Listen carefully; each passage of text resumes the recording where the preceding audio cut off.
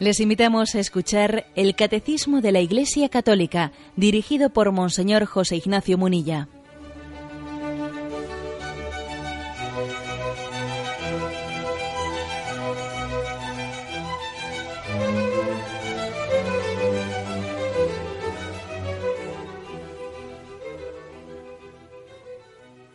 Un cordial saludo a todos los oyentes de Radio María. Un día más, con la gracia del Señor, proseguimos el comentario del Catecismo de nuestra Madre, la Iglesia.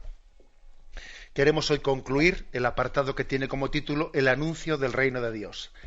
Ayer dimos la explicación de los dos primeros puntos y nos faltan el 545 y 546 que concluyen este apartado, el anuncio del reino de Dios. El 545 dice: Jesús invita a los pecadores al banquete del reino. No he venido a llamar a justos, sino a pecadores.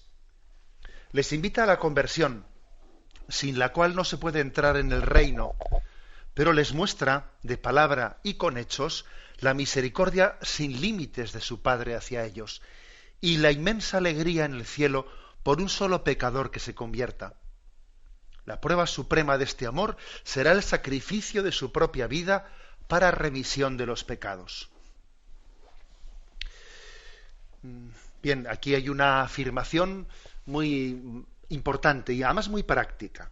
Para entender qué es el reino de Dios, ayer hablábamos sobre ello, para entender el reino de Dios, decíamos que para poder acogerlo hay que tener un corazón humilde, un corazón pobre de espíritu, un corazón sencillo, pero ahora se da un paso más. Para poder acoger el reino de Dios es importantísimo tener la conciencia de ser pecador y de necesitar la gracia de Dios. Son los pecadores los que están invitados a acoger el reino de Dios.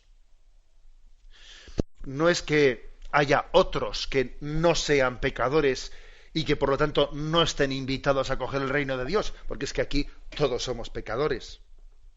Pero sí es verdad que ocurre que los que no tienen conciencia de ser pecadores, bueno, como que la cosa no va con ellos. Como que ese ofrecimiento que hace Jesús les parece, bueno, pues una especie de sensibilidad religiosa que tienen algunas personas, pues como a otros les gusta otro tipo de entretenimientos, cada uno tiene aquí sus aficiones, pero como que no es necesario, ¿no? Como que no responde a ese deseo de felicidad que tiene cada uno, ¿no? Por lo tanto, cuando Jesús dice, yo no he venido a llamar a los justos, sino a los pecadores, no se refiere con eso que hay algunos que son justos y por lo tanto a ellos no me dirijo a ellos, no se refiere a eso. Se refiere a que el reino de Dios va a ser acogido no por los que se las dan de justos, no por los que se creen justos, que no lo son, sino por los que tienen conciencia de ser pecadores. Es decir, que aquí la humanidad no se divide entre justos e injustos, o santos y pecadores. No, la humanidad se divide entre pecadores que tienen la conciencia de serlo y pecadores que no tienen la conciencia de serlo. Esto, dicho sea de paso. Bien, porque me habéis escuchado en más de una ocasión el hecho de que, así como en tiempos de Jesús, pues los fariseos se consideraban como justos, como no pecadores, y por lo tanto les ofendía que Jesús, ¿no?, les recordase su pecado y les ofendía ver que Jesús se acercase a los pecadores, ¿no? Pues también en nuestro tiempo, pues no sé si con actitudes farisaicas o de otro tipo, pero existe una resistencia a considerarse pecador. Incluso yo me atrevería a decir en un doble ambiente. Por una parte, en un mundo secularizado, en el que al plantear una vida sin Dios, claro, una vida sin Dios no entiende qué es el pecado, porque al fin y al cabo el pecado únicamente se entiende en referencia a Dios. Únicamente se entiende lo que es el pecado si uno entiende que Dios nos ama, que Dios nos quiere. Y entonces tiene una voluntad para nosotros. Y entonces entiende que el pecado es el no responder al amor de Dios, el no abrazar su voluntad, sino... Bueno, por lo tanto, el que no entiende, o sea, el que no cree en Dios y no se abre a su voluntad, difícilmente va a entender lo que es el pecado, en el sentido cristiano de la palabra. Esto creo que es importante. Recuerdo, y ahora hablo del segundo grupo, me refiero a personas que igual han tenido una mala educación, o una presentación del Evangelio horizontalista, un tanto secularizada, en la que se viene a decir, bueno, es que, y por desgracia esto ha ocurrido en nuestras filas, es que eso del pecado es una cuestión que ya era un poco preconciliar, ahora ya hay que ir pues superando esas concepciones, hay que hablar más del amor que del pecado. A mí hace poco se me ocurrió hacer una pequeña, esto hoy en día con los programas informáticos que tenemos, ¿no? Se me ocurrió hacer una pequeña investigación en la Sagrada Escritura, cuántas veces viene la palabra amor y cuántas veces viene la palabra pecado. Así un poco por curiosidad. Y curiosamente prácticamente eran muy similares. No sé si eran 380 una y 400 la otra. Es decir, las veces que en la Biblia se pronuncia la palabra pecado o la palabra amor es similar. ¿Y qué quiero decir con esto? Pues que son correlativas una con respecto a la otra. No se entiende el pecado sino desde el amor de Dios, y desde el amor de Dios se ilumina la existencia del pecado. Por lo tanto, no hay que contraponer una cosa a la otra. A ver, yo es que tengo una espiritualidad, pues eso, ¿no? Pascual, que a mí me gusta hablar del amor de Dios, pero no me gusta hablar del pecado. Pues es absurdo. Es como si te gustase hablar del Padre sin hablar del Hijo. No, es que el Padre es con respecto al Hijo. Pues algo es así, ¿no? El pecado es con respecto al amor. O sea, que no hagamos una oposición teológica, ¿no? Que a veces se ha hecho una especie de, bueno, es que hay que superar espiritualidades que nos han traumatizado. Pero vamos a ver, una cosa es que se ha podido en algún momento determinado presentar pues el misterio del pecado con una falta de equilibrio, ¿no? Es que en determinada, pues en las misiones que igual se hacían, yo que sé, allá por los años 40, había un predicador que nos hablaba del pecado y entonces tenía una calavera y estaba acariciando la calavera según hablaba del pecado. Y, bueno, vamos a ver, ha podido haber épocas históricas en las que la predicación se ha hecho de una forma determinada y claro, y entendemos que eso pues no será trasladable a nuestro tiempo. Bien, eso ya lo entendemos, pero ojo, lo que no puede hacerse es para purificar determinadas formas de predicación que han podido ser obsoletas, es olvidar los conceptos, porque es que el concepto del pecado es que es inherente al Evangelio. Si uno le quita al Evangelio el concepto de pecado, es que claro, al final le quita el concepto del amor de Dios, ante el cual el hombre tiene que responder. Deja el Evangelio en chasis. Vamos, es que no deja nada. Bien. Por eso el catecismo dice que la conciencia de ser pecador es básica para poderse abrir a esa predicación del reino de Dios que nos trae Jesucristo. ¿Os acordáis de ese pasaje evangélico que dice: al que mucho se le ha perdonado, mucho ama; al que poco se le ha perdonado, poco ama? Claro, es decir, el que tiene conciencia de que cuánto me ha perdonado Dios, qué bueno, qué paciencia ha tenido Dios conmigo, y la sigue teniendo, ¿no? Pues lógicamente ama más a Dios, tiene más conciencia de su pecado y tiene más conciencia de la misericordia de Dios, ¿no? Y entonces se da cuenta más del amor que Dios le tiene, ¿no? Y al que piensa, bueno, a mí, yo soy una persona bastante, bastante decentilla comparando con lo que yo veo por ahí. Quien piensa así, él piensa que Dios le tiene que perdonar poco, y entonces ama poco a Dios.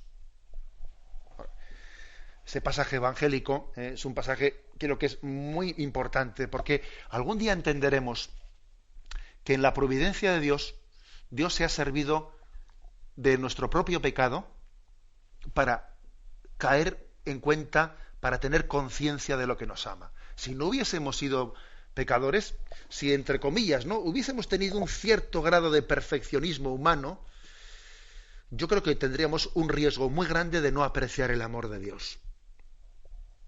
Con esto no estoy diciendo que Dios quiera el pecado, ¿cómo va a quererlo, no? Pero sí estoy diciendo que Dios se sirve hasta de la propia rebelión del hombre para que nosotros lleguemos a tener conciencia de lo que necesitamos del amor de Dios. Bien, en teoría, supongo que los que estamos escuchando pues, el programa de Radio María, aunque siempre habrá oyentes de toda clase y condición, pero bueno, en teoría entiendo que, bueno, pues nos sabemos pecadores, nos creemos pecadores, pero es cierto, fijaros bien, que tenemos que tener cuidado, porque hay indicios de que, aunque nos creamos pecadores, es un poco en teoría, más que auténticamente. Por ejemplo, nos gusta a veces, a los que somos pues, católicos y seguidores del Señor, pero no suficientemente, iba a decir, pues, sinceros, nos gusta decir que somos pecadores, pero no nos gusta tanto que otros nos lo digan. Ay, que soy pecador y tal. Sí, pero como te lo diga otro, te rebotas fácilmente. Lo cual quiere decir que tienes una conciencia de ser pecador un poco limitada. Parece que lo dices por quedar bien. Creo que ya os conté en una ocasión una anécdota que yo la tengo muy grabada de mi adolescencia. Me acuerdo que estábamos en clase de dibujo, y entonces, bueno, pues el profesor nos permitía levantarnos y pues coger las pinturas, etcétera, de los pupitres de los compañeros, y bueno, era una clase así un poco más libre que otras, ¿no? Y recuerdo que un compañero, el compañero de atrás, se acerca a pedirme una pintura y ve el dibujo que yo estaba haciendo y me dice: ¡jo, qué bien te está quedando! Y le dije yo: no es para tanto, me está quedando bastante mal, porque mira esto, no me está quedando bien y tal. Bueno, se fue, ¿no? Y luego viene el del pupitre delante a pedir otra pintura y me dice: ¡jo, qué mal te está quedando eso! Y yo le dije: ¿qué me va a estar quedando mal? A ti te está quedando mucho peor. Yo a defenderme, ¿no?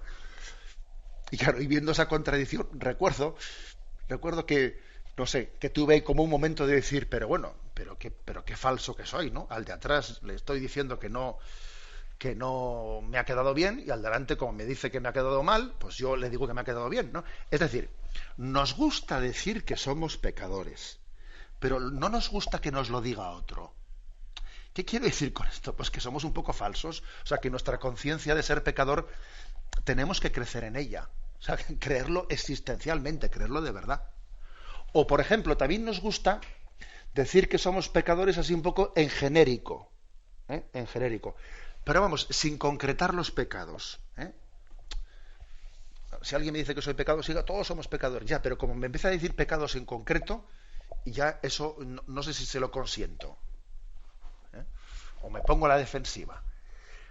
A veces incluso ocurre esto en el propio sacramento de la confesión, que especialmente en algunas celebraciones comunitarias, según la segunda fórmula, pues se acercan los penitentes uno por uno y dice uno: soy pecador, sin especificar ningún pecado. Dice: hombre, todos somos pecadores, eso ya lo sabíamos. Es más, en la Eucaristía, al comienzo de la Eucaristía decimos: antes de celebrar los sagrados misterios, reconozcamos nuestros pecados. Ya, pero cuando uno va al sacramento de la confesión, no será para decir meramente soy pecador, que para eso no hacía falta ir, ya lo sabíamos. No, se trata de reconocer nuestros pecados en concreto.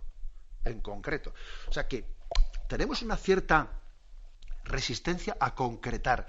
¿Y por qué? Bueno, pues porque no tenemos una conciencia muy viva. Si tuviésemos una conciencia muy viva, estaríamos con ese problema. O, por ejemplo, otro indicio de que nos falta conciencia de ser pecadores: la facilidad que tenemos de criticar al prójimo o de juzgarlo. Se juzga al prójimo: este es un tal, este es un cual, a cada uno ya le estamos encasillando, ya estamos poniéndole... Mira, cuando tenemos tanta facilidad para juzgar al prójimo, es que no tenemos mucha conciencia de ser pecadores. Porque si uno tiene una conciencia viva de ser pecador, dice: bastante tengo yo con lo mío, que no voy a estar yo aquí haciendo de juez de los demás. La tendencia a juzgar al prójimo suele ser inversamente proporcional a la conciencia de ser pecador. Y otro indicio más que me atrevo a decir, que también deja un poco al descubierto que nos falta una conciencia real y viva, ¿no? Sincera, de ser pecadores. El hecho de que a veces nos duelan los pecados, no tanto por haber ofendido al Señor, que es la clave, ¿eh? No tanto por no haber respondido al amor de Dios, sino el hecho de que nos duelan los pecados, pues bueno, por nuestro amor propio, por el hecho de no haber cumplido un plan que teníamos hecho. He fallado, ¿eh? Y uno tiene una especie de decepción consigo mismo por no haber sido capaz de conseguir no sé qué. Pero bueno, casi es más un amor propio herido, que una conciencia de haber ofendido al Señor. Verdaderamente es poca conciencia de ser pecador en el sentido cristiano de la palabra, ¿eh? Bueno, en resumen, que este punto 545 nos insiste de la invitación a los pecadores para poder acoger el reino de Dios. Y por lo tanto es muy importante nuestra conciencia de pecado. Tenemos un momento de reflexión y continuamos enseguida.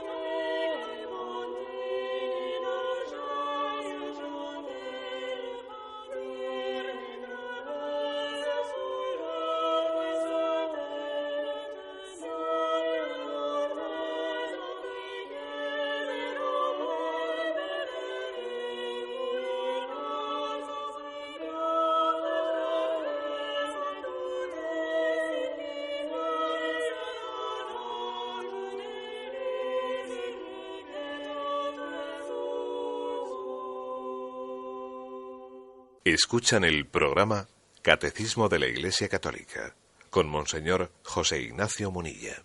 Estábamos explicando el punto 545. En él se recuerda la invitación a los pecadores al banquete del reino. No he venido a llamar a justos, sino a pecadores. Por lo tanto, que entren en mi banquete los pecadores. Y además recordad esa parábola que dice, llamó a los principales y uno se empezó a excusar, es que he comprado una yunta de bueyes, es que me acabo de casar, entonces, bueno, id a las veredas del camino y a los pobres que pasen por allí, invitadles. Bueno, esa es una referencia a que los primeros obviamente no se consideraban necesitados de esa invitación de Cristo y los segundos sí. Pero claro, aquí la clave no está tanto en el comer, sino esa parábola, esa necesidad de participar en un banquete, es una imagen de la necesidad de participar en el banquete de la gracia, que nos perdona, que nos sana, que nos eleva a la condición de hijos. Hay un texto al que se nos refiere aquí, que es 1 Timoteo, capítulo 1, versículo 15, que no tiene desperdicio, ¿no? Dice: Cristo Jesús vino al mundo a salvar a los pecadores, y el primero de ellos soy yo, dice San Pablo. Es un versículo, épico por su claridad, ¿no? Cristo Jesús vino al mundo a salvar a los pecadores, y el primero de ellos soy yo. Es decir, el yo pecador configura al cristiano. Incluso yo diría que la conversión suele ser el paso del tú pecador al yo pecador. Generalmente es lo que suele ocurrir, ¿no? Allí, cuando Adán y Eva cometen su primer pecado, curiosamente comienzan a echarse los trastos el uno al otro en la cabeza. Tú me has dado, yo te dije, tú no sé qué. Es curioso. Mientras que cuando viene el auténtico arrepentimiento, uno deja de echar balones fuera y confiesa pues lo que dice aquí San Pablo. Cristo Jesús vino al mundo a salvar a los pecadores, y el primero de ellos soy yo. Y sigue el siguiente versículo. Y si encontré misericordia, fue para que en mí primeramente manifestase Jesucristo toda su paciencia y sirviera de ejemplo. O sea, Dios ha manifestado su paciencia conmigo. Es el famoso libro de las Confesiones de San Agustín. San Agustín escribió su libro de las Confesiones no tanto para contar sus pecados, sino más bien para alabar a Dios por su paciencia y su misericordia, a propósito de la paciencia de la historia de su pecado que había sido perdonada por Dios. Es hacer de la historia nuestra, de nuestra vida, una ocasión de alabanza a Dios.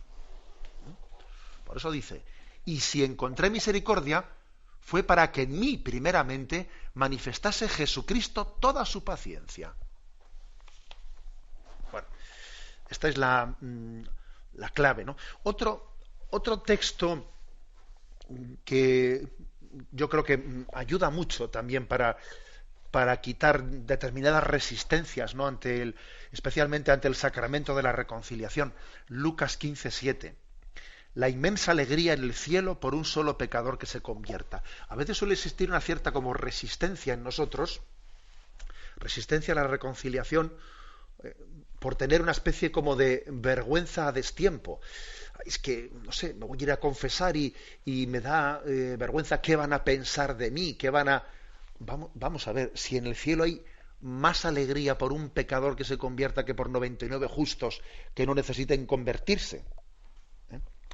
Y el propio sacerdote, que es instrumento, que es ministro, que es mediador, el propio sacerdote experimenta también en su corazón, siendo mediador, eso mismo que ocurre en el cielo, ocurre en su alma. Más alegría tiene él por un pecador que se convierta que por 99 justos que no necesiten arrepentirse. Y un sacerdote se alegrará inmensamente pues el día que vayan pecados graves y gravísimos a confesarse y a arrepentirse y a pedir perdón a Dios. Un sacerdote estaría encantado de que todos los días fuesen a su confesionario pues una docena de terroristas y no sé qué más, y una docena pues de los pecados más graves que os podáis imaginar. Experimentará una alegría muy grande, hará fiesta el sacerdote como un eco de la fiesta que hay en el cielo. O sea, es decir, la alegría del perdón solamente se entiende desde esa predicación del reino que viene a traer Jesucristo. El demonio, sin embargo, suele sembrarnos una especie de miedo y temor y vergüenza a destiempo. Claro, en vez de tener vergüenza en el momento de pecar, no, curiosamente tenemos vergüenza en el momento de arrepentirnos. Fíjate tú, ¿no? Si el demonio tonto desde luego no es. Será otras muchas cosas, pero tonto no es.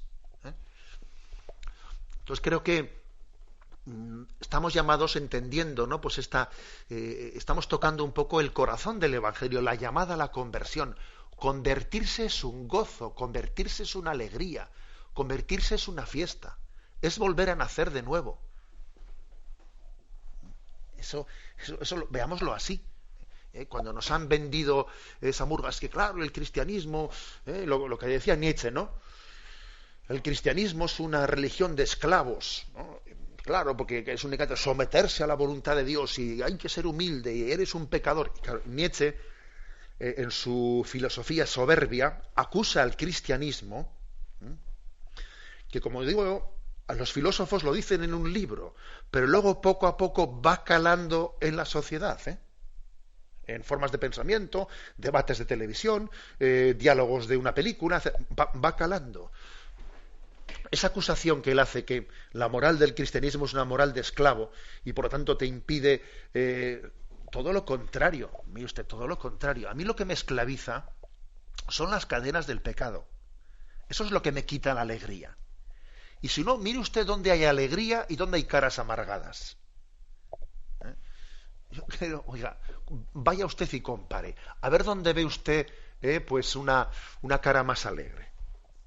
Si en una comunidad de contemplativas o en una persona que se retira a las 6 de la mañana en un taxi que no acierta muy bien ni a cómo a coger la puerta del taxi para llevarle a su casa. A ver quién tiene una cara más alegre. Subrayemos pues esto, ¿no? La alegría en el cielo por un solo pecador que se convierta. Y termino diciendo lo siguiente. Mateo 26, 28 es otro texto que nos propone aquí este punto del catecismo. Nos recuerda la institución de la Eucaristía, donde Jesús dijo, luego tomó el cáliz y dando gracias se lo dio diciendo, tomad y bebed todos de él, porque esta es la sangre de mi alianza que será derramada para el perdón de los pecados. Sangre derramada para el perdón de los pecados. Es decir, cuánto le hemos costado a Dios. Qué importante hemos sido para Él, ¿no? Para que el precio de nuestro pecado tenga un valor tan grande. Pues esto se ve así, ¿no? Cuando hay un secuestro, claro, cuanto más importante es el secuestrado, más dinero se pide por él como rescate. Han secuestrado al hijo del presidente. Bueno, van a pedir un rescate los secuestradores. Bueno, pues, ¿cuánto valemos para Dios por el hecho de que haya sido la sangre de su hijo la que ha obtenido el rescate, la redención de nuestros pecados? Tenemos un momento de reflexión y continuamos enseguida.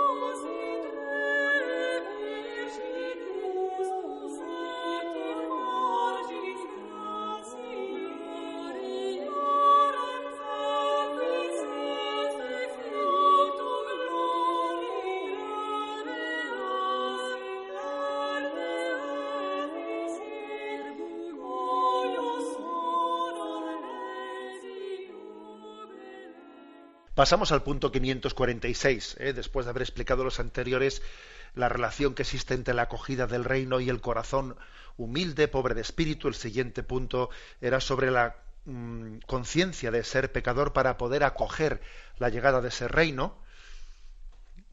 El 546 dice lo siguiente: Jesús llama a entrar en el reino a través de las parábolas, rasgo típico de su enseñanza. Por medio de ellas invita al banquete del reino, pero exige también una elección radical para alcanzar el reino. Es necesario darlo todo. Las palabras no bastan, hacen falta obras. Las parábolas son como un espejo para el hombre. ¿Acoge la palabra como un suelo duro o como una buena tierra? Mateo 13, 3, 9. ¿Qué hace con los talentos recibidos? Mateo 25. Jesús y la presencia del reino en este mundo están secretamente en el corazón de las parábolas. Es preciso entrar en el reino, es decir, hacerse discípulo de Cristo para conocer los misterios del reino de Dios, de los cielos. Para los que están fuera, la enseñanza de las parábolas es algo enigmático. Bueno, el catecismo ha querido hacer una referencia a las parábolas en este contexto de la predicación del reino de Dios. porque es algo muy específico de Jesucristo. El hecho de que él haya formulado su predicación de una manera predominante en parábolas. Las parábolas es por una parte, ¿no?, es un esfuerzo pedagógico por hablar en un lenguaje comprensible, en un lenguaje suficientemente profundo pero comprensible, que puede ser acogido tanto por alguien que tiene pues el doctorado en filosofía como por alguien que es analfabeto. Una parábola es capaz de transmitirle a los dos. He puesto dos ejemplos pues de nivel cultural, pero también podríamos decirlo no únicamente de nivel cultural, sino de culturas distintas, ¿no? Pues a un africano y a un norteamericano, y a un joven y a un mayor. Las parábolas tienen la capacidad de tener como interlocutor al hombre de cualquier tiempo, cualquier clase y cualquier condición. Es una gran entrega pedagógica de hablarnos en nuestras categorías. Al mismo tiempo, las parábolas son sugerentes, transmiten un contenido, pero tienen siembran en nosotros pues una tendencia a sacar conclusiones. ¿Qué me ha querido decir el Señor con esto? ¿Cómo me lo aplico en mi vida?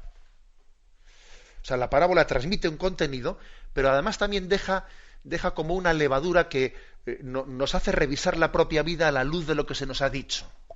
Es un género de expresión de una comunicación muy íntima, muy profunda. Marcos 4, versículos 33 y 34, dice: y les anunciaba la palabra con muchas parábolas como estas, según podían entenderle. No les hablaba sin parábolas, pero a sus propios discípulos se lo explicaba todo en privado. Fijaros que dice, sin parábolas él no hablaba, es decir, en sus discursos introducía las parábolas, y luego con los más allegados tenía en privado una explicación de la interpretación de las parábolas. Esa es una primera explicación. Bien, ejemplos concretos. Pues aquí en este punto del catecismo pone unos cuantos, ¿no? La invitación al banquete del reino, hemos hablado antes de ese pasaje. Invitó a todos al banquete, ¿no? Comenzando por los principales, pero comenzaron a excusarse y abrió, la invitación la abrió a todo el mundo.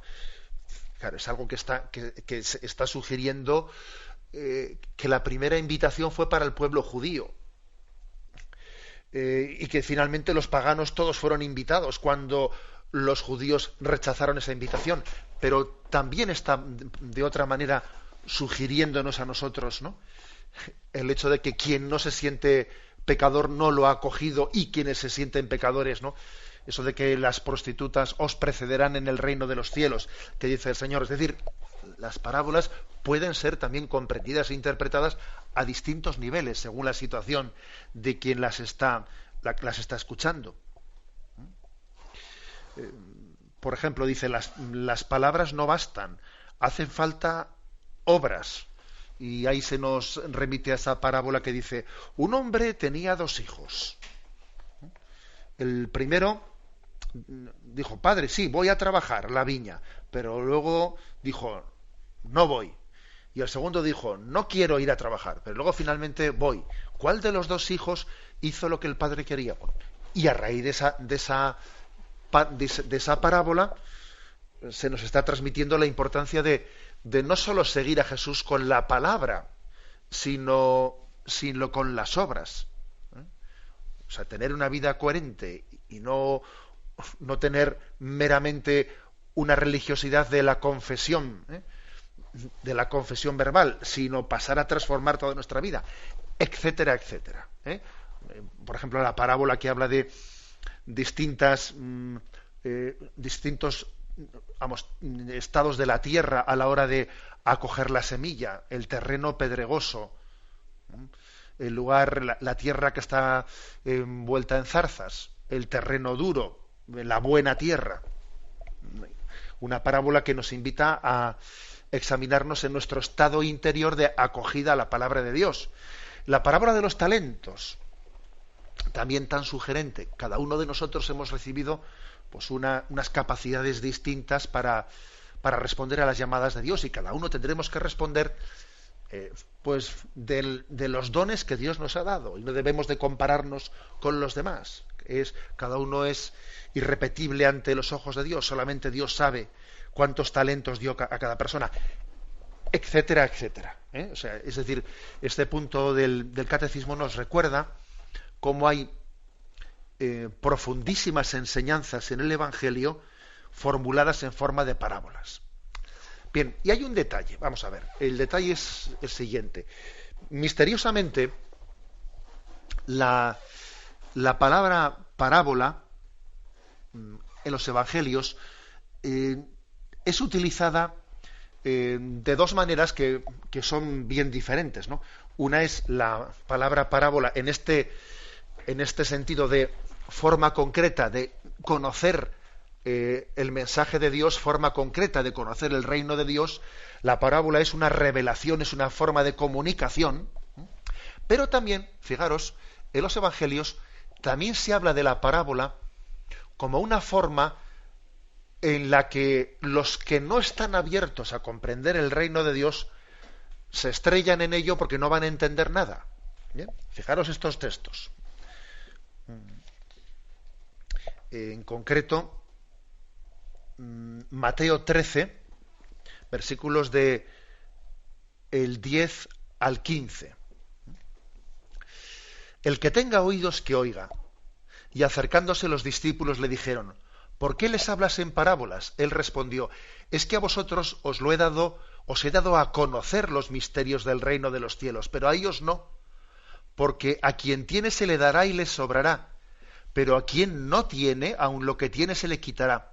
Por eso les hablo en parábolas, porque viendo no ven, y oyendo no oyen ni entienden. En ellos se cumplen las profecías de Isaías: oír oiréis, pero no entenderéis; mirar miraréis, pero no veréis. Porque se ha embotado el corazón de este pueblo, han hecho duros sus oídos, y sus ojos se han cerrado. No sea que vean con sus ojos, con sus oídos oigan, con su corazón entiendan y se conviertan y los sane. Otro texto también misterioso, Marcos 4:11.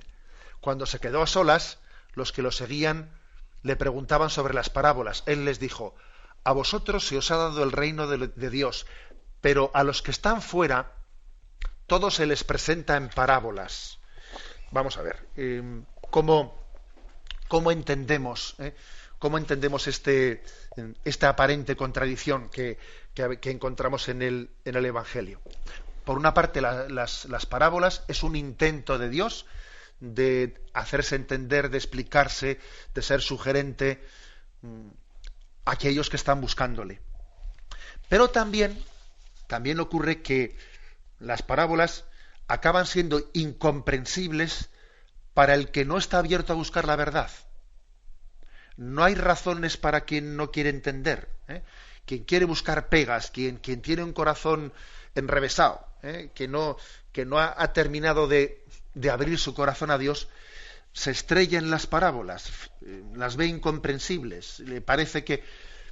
Dicho de otra manera, el Evangelio es lo suficientemente claro para que los que buscan a Dios, los sencillos de corazón, lo entiendan perfectamente. Pero el Evangelio es lo suficientemente misterioso para que los que no son sencillos de corazón, los que son soberbios, los que son complicados, les parezca una tontería y se cierren a ello y lo rechacen, etcétera. Las parábolas tienen, por lo tanto, la justa medida para hablar al hombre que quiere entender. Así de claro. Cuando alguien viene y te dice: a ver, demuéstramelo, dame no sé qué. Mira, si buscases a Dios, en el Evangelio tendrías suficiente luz. Ahora, si no buscas a Dios, ya te puedo dar yo aquí no sé cuántas explicaciones que te van a sobrar todas, te van a ser insuficientes. En este sentido, las parábolas son como una forma misteriosa en la que Dios se comunica a quien se abre a Él y permanece inalcanzable y misterioso para quien no se abre a su don, a su misericordia.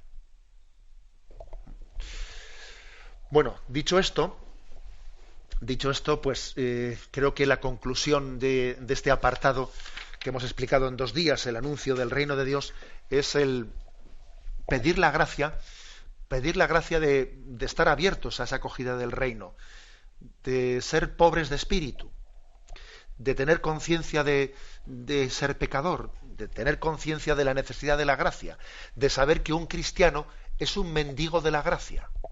Un mendigo de la gracia de Dios, un mendigo del Espíritu Santo, alguien que entiende que el reino de Dios es su liberación. Lo dejamos aquí y damos paso a la intervención de los oyentes. Podéis llamar para formular vuestras preguntas al teléfono 917 107 700. 917 107 700.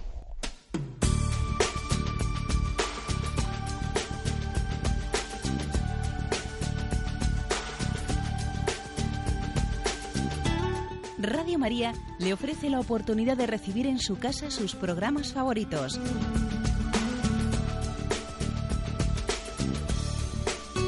Ahora lo puede hacer a través de nuestra página web www.radiomaria.es o bien llamándonos al 902 500 518.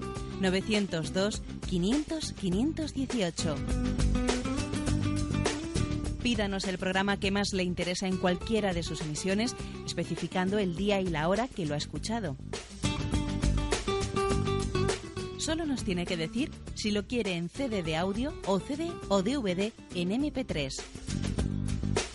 Haga su solicitud en el 902 500 518 y en www.radiomaria.es.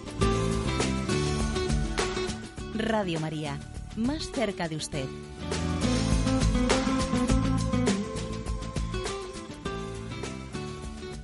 Escuchan el programa Catecismo de la Iglesia Católica con Monseñor José Ignacio Munilla. Sí, buenos días. ¿Con quién hablamos? Hola, buenos días. Me llamo Ana. Adelante, Ana, le escuchamos. Pues mire, padre, yo es para hacerle una consulta porque yo pertenezco a un grupo de Cáritas del pueblo y entonces vinieron una pareja de pobres a mi casa a pedirme ayuda. Y le he comprado comida de forma particular y se lo dije a mis compañeras de Cáritas y me han dicho que he hecho mal porque tenía que haberle...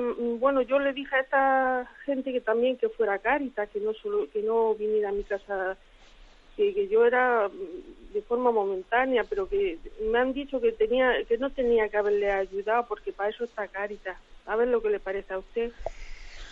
Mire, el tema que usted trata es un tema delicado. Es un tema delicado y yo comprendo que cuando Cáritas nos aconseja que encaucemos nuestra ayuda a los pobres a través de la institución de Cáritas y de un seguimiento cercano y personal que ellos pueden tener, hay razones para ello. Hay razones para ello, pues porque de lo contrario puede existir una gran descoordinación, no tenemos clara conciencia de si estamos ayudando a quien se necesita.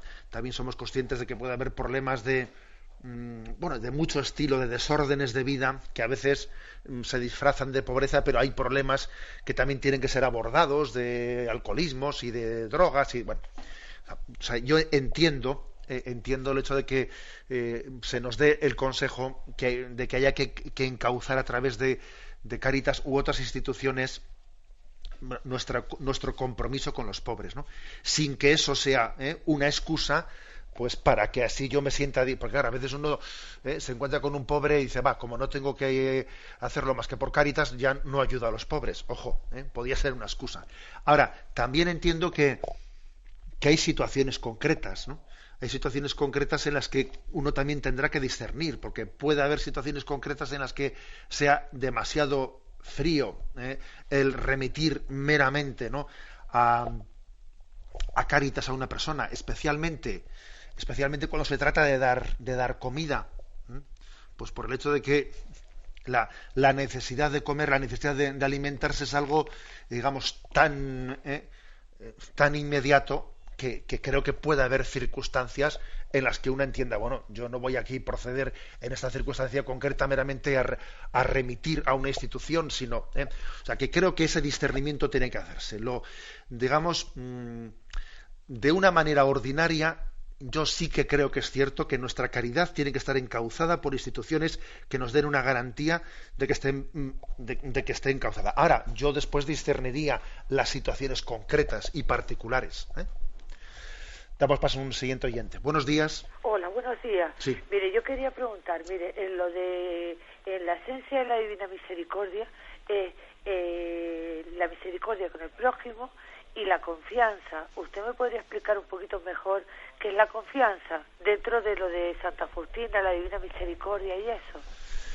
Sí, bueno, yo le diría que no se puede, no se puede separar, ¿no?, entre la confianza en Dios y la confianza en el prójimo.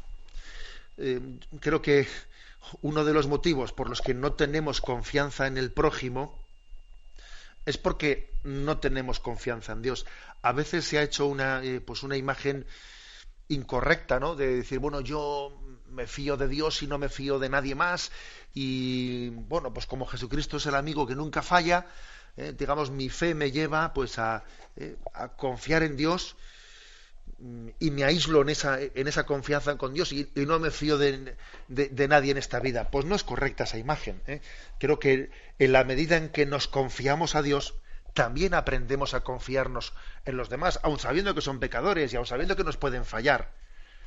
Pero de la misma manera que Dios se arriesgó y confió en nosotros, porque es obvio que eligió 12 apóstoles y puso en sus manos la Iglesia, y sabiendo que muchos pues íbamos a fallar y íbamos a ser grandes pecadores, pero sin embargo confió, aun sabiendo que le fallábamos. También nosotros estamos llamados a confiar en el prójimo, aun sabiendo que el prójimo falla como fallamos nosotros, ¿no? Luego creo que es importante unir las dos cosas, la confianza en Dios y la confianza en el prójimo. Bueno, no me queda muy claro si es esto lo que la oyente preguntaba, pero bueno, damos paso a un siguiente oyente. Buenos días. Buenos días. Sí. Mira, era para preguntar dos cosas rápidamente. Una es lo de los libros que están ahora distribuyendo de la beata Ana Catalina de Emery, que hablan sobre el tema de que son visiones de la Virgen, por ejemplo, de donde estaba su casa en Nazaret y demás, ¿no? Pero, por ejemplo, también dice algo de la lucha de Job, me parece que con el ángel, que eso son figuras, con lo cual no puede ser una visión de cómo se produjo la lucha y eso, con lo cual si es una figura, me imagino lo de la lucha del ángel, no sé si era con Job o no sé. Entonces me parece más raro de que eso fuera una visión real, puesto que ha sido una figura. Y la otra pregunta era el tema de la resurrección de la carne, que se dice en el credo, pero de los mortales, o sea, de las personas, no de Jesucristo. ¿En qué otro pasaje del Evangelio, de la Escritura, se habla más o menos del tema de la resurrección, en concreto del resto de las personas que no somos Jesucristo? Era lo que le quería preguntar. De acuerdo. Vamos a ver, comenzando por esto último. Es especialmente el Evangelio de San Juan el que habla de, en varios pasajes también de otros, pero especialmente San Juan habla de que, y además lo liga a la Eucaristía, quien coma mi cuerpo y bebe mi sangre tiene vida eterna y yo lo resucitaré en el último día. El Evangelio de San Juan insiste, subraya mucho en esa resurrección nuestra, ligada a la Eucaristía y ligada a nuestra fe en la resurrección de Jesucristo. Y hay más pasajes también, por supuesto. Y, con respecto a lo primero, se ha referido la oyente a Ana Catalina Emmerich, creo que se llama, o Emmerich, algo así, pues creo que es una beata alemana que fue beatificada, una mística alemana, fue beatificada en el 2004 por Juan Pablo II. y bueno, pues ella tuvo una serie de visiones sobre la vida de María, etcétera, que están publicadas, pero entendamos una cosa, entendamos que aunque haya sido beatificada, incluso aunque sea canonizada, bueno, pues tienen aprobación eclesiástica, esas visiones particulares suyas, pero no son consideradas como revelación pública por la Iglesia. Es decir, son revelaciones privadas y por lo tanto, bueno, pues no sería prudente pues que las pusiésemos al nivel de la explicación del catecismo de la Iglesia Católica, para entendernos, que supone la fe pública, la fe de la Iglesia. Siempre esta matización hay que hacerla. Damos paso a un siguiente oyente. Buenos días. Hola, buenos días, padre. Mi nombre es Rafael. Yo quería preguntarle acerca de la figura de San José. Durante la Pasión de Cristo tengo pocos datos sobre ella y más concretamente si estuvo presente en el momento de la crucifixión de Jesús. Nada más, gracias. Ya. Pues mire, la verdad es que eso tenemos bastante claro que no lo estaba, por el hecho de que no lo narra nadie. No se sabe el momento en el que tuvo lugar la muerte de San José. Es bastante obvio que cuando comenzó la vida pública de Jesucristo, San José ya habría muerto. Lo sabemos por el hecho de que, por ejemplo, cuando acude la Virgen María acompañada de los apóstoles a las bodas de Caná de Galilea y acude sin San José, que allí no se menta su presencia, es obvio que San José ya habría fallecido, porque una mujer judía era impensable que fuese a unas bodas sin su marido. O sea que cuando comenzó la vida pública, San José ya habría fallecido. Falleció poco antes de que Jesús comenzase la vida pública, o falleció años antes. Eso no lo sabemos. Hay un detalle en el Evangelio que dice lo siguiente, ¿no? Jesús, el hijo del carpintero, dice un texto que creo que es de Marcos, y el de Lucas, quiero recordar que dice Jesús el carpintero, o sea, es decir, en un sitio se le llama el hijo del carpintero y en otro se le llama el carpintero. ¿Qué quiere decir esto? Da a entender que Jesús, después de la muerte de su padre, había ejercido él un tiempo en la carpintería él solo sin que estuviese su padre. Por eso en un texto se le llama el hijo del carpintero y en otro texto se le llama el carpintero. Lo cual da a entender de que San José pudo haber fallecido unos años antes de que Jesús comenzase la vida pública y por eso él también había trabajado en el taller continuando el trabajo de su padre y por eso se le llama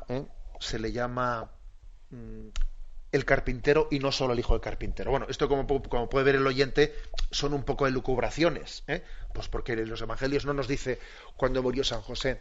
Lo que sí que es importante es cuando uno va a Nazaret y allí se puede visitar, ¿no?, pues el lugar en el que la tradición puso la casa de María y la casa de José. Allí en la casa de José, donde hay también excavaciones desde los primeros siglos, ¿no? Allí hay una imagen preciosa de la muerte de San José acompañada de Jesús y María. Y a San José se le llama el patrono de la buena muerte porque su muerte estuvo acompañada de Jesús y de María. Nosotros quisiéramos que nuestra muerte estuviese acompañada de Jesús y de María, incluso de José también, de manera que las últimas palabras de nuestra vida sean Jesús, José y María. Asistidnos en nuestra agonía. Eso dice la oración, la tradición católica. Jesús, José y María, asistidme en mi agonía. San José es pues patrono de la buena muerte porque él murió acompañado de María y de su hijo Jesús. Y tuvo que ser muy dulce esa muerte. Tuvo que ser muy dulce ese tránsito teniendo allí a María y a Jesús con él.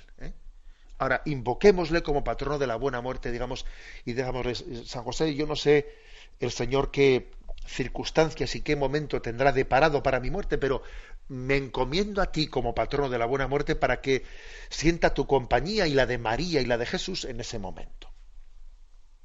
La bendición de Dios Todopoderoso, Padre, Hijo y Espíritu Santo, descienda sobre vosotros. Alabado sea Jesucristo.